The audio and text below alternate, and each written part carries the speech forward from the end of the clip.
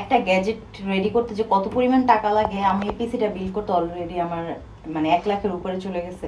পিসি, তারপর হচ্ছে এই টেবিলটার প্রাইস প্রায় 25,000 টাকা, তারপরে চেয়ার, তারপর হচ্ছে মানে আমি সব, তারপরে এই যে এই ইয়ারফোনটা, তারপর হচ্ছে এই যে একটা মানে আমি একটার পর একটা নতুন নতুন কিনে আর কি। আমার আগেরটা আছে, PS4 খেলতাম তখন, দুইটা ছিল, তো একটা সেল দিয়ে দিছি, আবার নতুন আরেকটা নিছি। আমি এবার হচ্ছে একটা মেকানিক্যাল কিবোর্ড অর্ডার করছি, আগেরটা ছিল এটা কিন্তু ওয়্যারলেস আবার ওয়্যার দুইটা সহই আর কি।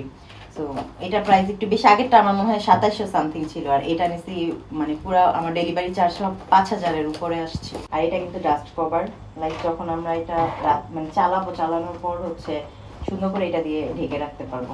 তো আমি একটু দেখাই তোমাদের, আমার কাছে ভালোই লাগে। এটার পিছনে আমার প্রায় 1.5 লাখ টাকা গেল এই পর্যন্ত। গ্যাজেট হচ্ছে শখের জিনিস, কিন্তু আমাকে দেখলে বোঝা যায় না আমি যে মানে এত পরিমাণ গ্যাজেট লাভার। দেখো এটা কি সাউন্ডটাই মাথা নষ্ট।